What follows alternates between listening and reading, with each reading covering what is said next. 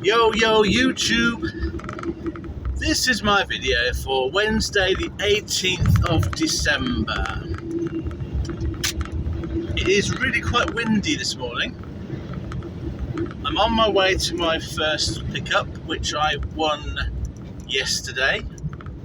I got a pretty good price for this job. So it's a small van job going from Melton Mowbray to Bristol. I think it's just one item, one box or case, and I got £125, 125, for 135 miles loaded. My mileage to get to the pickup point is 29 miles, which is about 50 minutes away, and the pickup time is 10 o'clock. So that's all very good. I will then try and get a couple of decent jobs in from Bristol, and then that'll be my day done. But at the moment, I couldn't really ask for a better start than that as a price. Perhaps the only better thing would be to have got an earlier pickup, but I'm okay with the late pickup, to be honest. See my video from yesterday, from Monday. So yeah, that's what I'm doing right now. It should be a good day, hopefully. Right, I've picked up that first stop. It was just a small envelope, and I'm now on my way to Bristol. It's 2 3/4 hours away, so my ETA is just before 1 o'clock, and I've put 1:15 on the CX app. It's my estimated time. I can't think of there being any possible delays. Or actually thinking about it, I do need to get some fuel. I've only got 80 miles of fuel left, so that'll get enough time to get some fuel. So I'll be in Bristol about 1:15, and then we'll see what happens. I'm really optimistic today so far, and hopefully we'll get a nice juicy job either around Bristol and then a third one long distance, or immediately get a long distance one somewhere else around the country. Hi there YouTube, update time. Should have a little jingle there. It is now 1:45.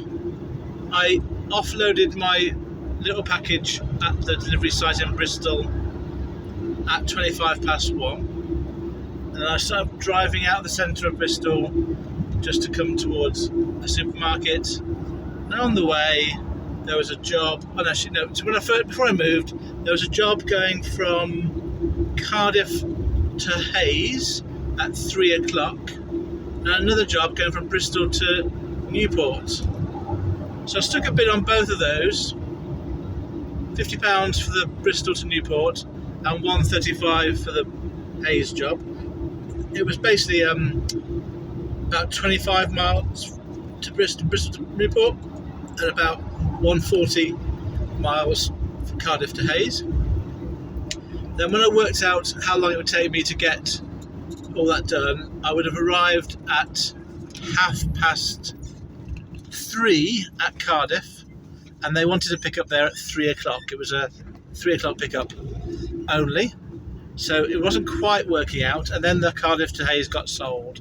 So I cancelled my bid for the Newport job and had another look, and a job came up with the same shipper that I had used this morning to come down here, going from Stroud to Nottingham.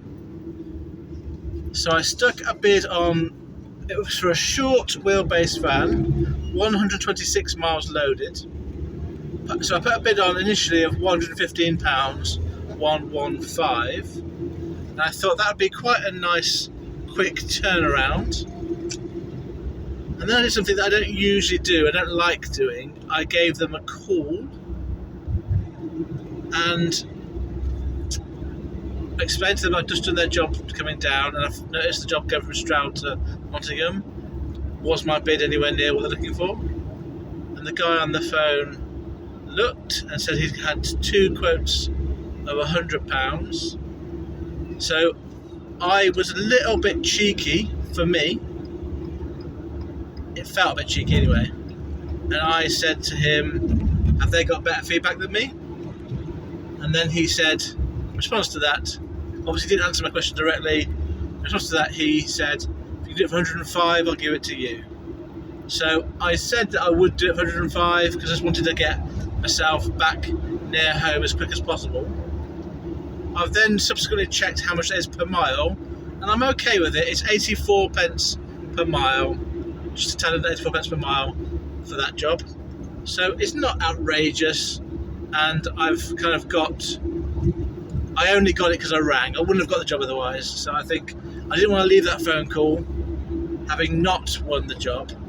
So sacrificing £10 to me felt like worth doing. So they sent it through straight away, and I'm on my way there now. The job is 30 miles away from Bristol. It's about 40 minutes to drive there. And then I'll be on my way to Nottingham. And it's Kirkby in Ashby. It's not actually Nottingham itself. And I feel, provided I get there at a decent time, I feel that I might have a decent chance of getting a job from there going somewhere else.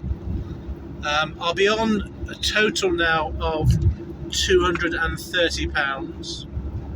So like a £60 job, £50 job near where I go, near Nottingham would be fine. So it's still all to play for. I'm just not quite sure yet what I'm picking up, whether it's a pallet or not. And if it is a pallet, it might have some delays, or it could be a box. And I'm not sure what time I'm going to arrive in Nottingham. But I'm pleased that from 1:25 to 20 minutes later, I got a job taking me very close to home. I'm about an hour and a quarter from my home in Nottingham, maybe an hour and a half at most. So if nothing else, if I get nothing else, it will be close to me going home tonight. And I'll have, in that case, quite a short day. But I'm still holding out for a decent little job locally when I get to Nottingham, and that should be very doable. I'll let you know. I'm just driving along the M5 here, and I was just wondering about cancellation charges. So I thought, I might as well ask that question to the community because they might have a view. And what I'm thinking about is from the shipper's perspective and their customers. How do they deal when a driver arrives at a pickup point and for some reason the load can't go ahead? So an example might be, so what I mean is for no fault of the shipper or the driver.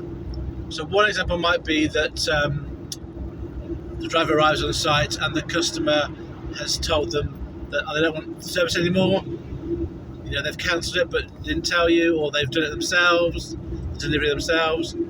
Or another example could be if the customer's told the shipper they want a specific van, so the shipper provides that, and then it won't do the job. I'm guessing in that scenario it's the customer's responsibility to pay for the lack of service. Now obviously there's loads of scenarios which could apply, and I'm guessing that one of the answers would be the shipper would always talk to the customer what they need to put in the van to confirm they got the right size vehicle.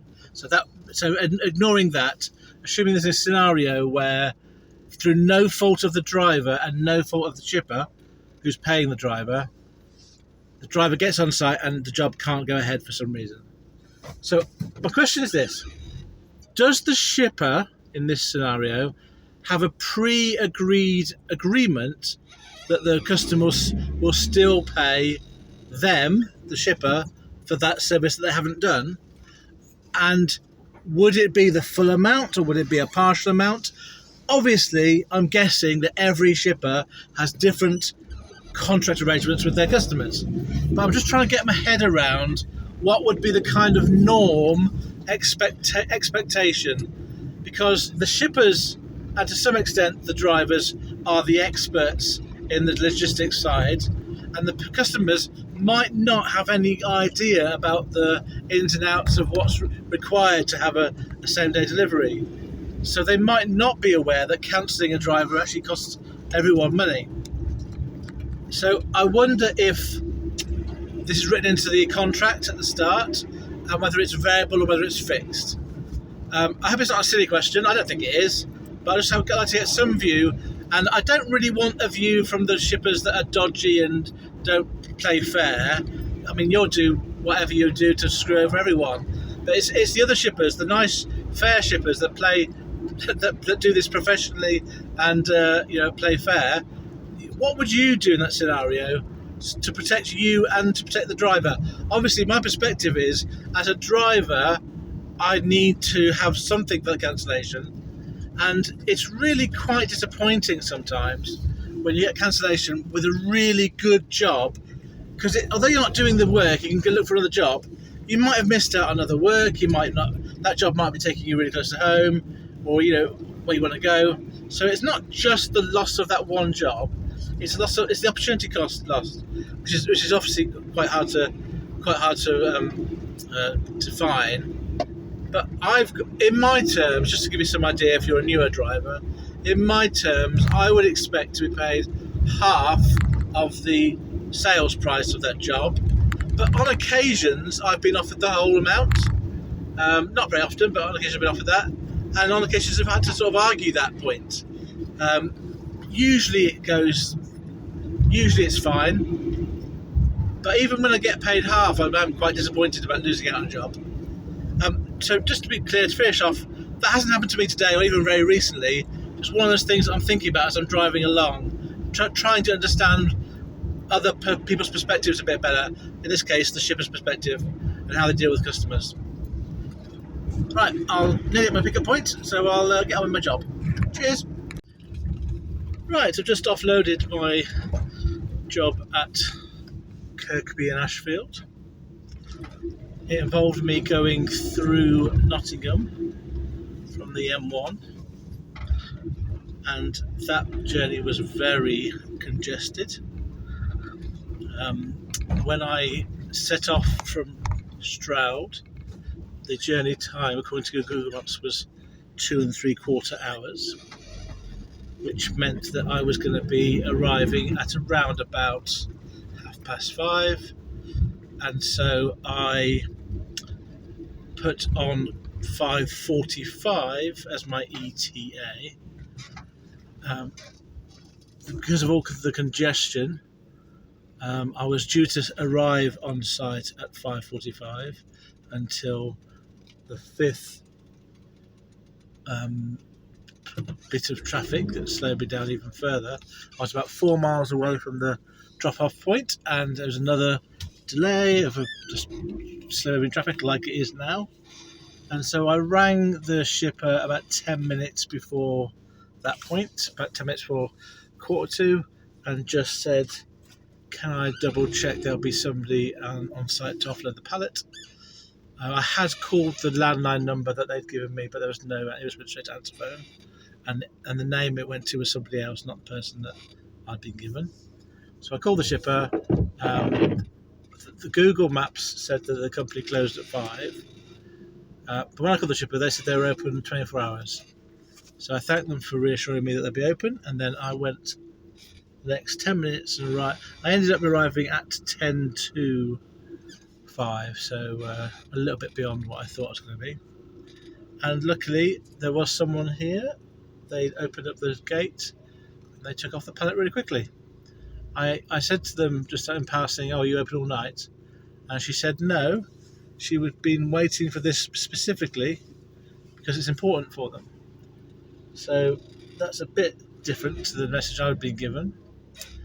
The first point I want to say about this is, from the time that I received the booking, which was 2:45, it was not going to be possible to arrive on site within 2 1/4 hours before 5 o'clock. So that was never going to happen. And secondly, when I did ring the shipper, they said they'd be open all night, and obviously they weren't. So that's a bit concerning. Anyway, it's all done now. She was very pleasant. She was very grateful for having it, and I was very grateful for her taking it off my van. I'm not going to do the stats quite yet because I am going to hopefully get another little job, but it's highly unlikely I will achieve that. But I've set my sat nav to get me home. Wonder if this car on the left is coming out. Yes, he is. So I've set so it's going to be about an hour and a half. I'll be about 7:15 before I get home. But on the way down, no, sorry, not 7, about 7:30, 7:45. But on the way down, I'm going to look out for jobs in case something comes up in the meantime that's local. It is a long shot, but I would like to get one more job in. At the moment, as it stands, when I dab my let home, from the 2 jobs I've earned so far, I will have made, after fuel, £173. Anyway, I'll let you know how it goes. And Friday is my last working day this year. It's been a weird year for me, but we're nearly at the end of it. Right, so I'll keep this quick because it's raining and it's dark and you probably can't hear me very well and you probably can't see very much. But my stats for today are as follows. My average fuel price this week is now 14.33 pence per mile. Today I have driven for a total of 396 miles, 396. I've worked 10.5 hours today, and I have earned from 2 CX jobs £230 gross, 230. Having spent £56.75 on fuel, so let's make that £57, 57. I've netted today my earnings after fuel of £173. Right, one more day to go this year on Friday. I hope that you are being successful. However you choose to define that word for yourself. Thank you for listening to my video, and I'll see you Friday. Farewell, friends.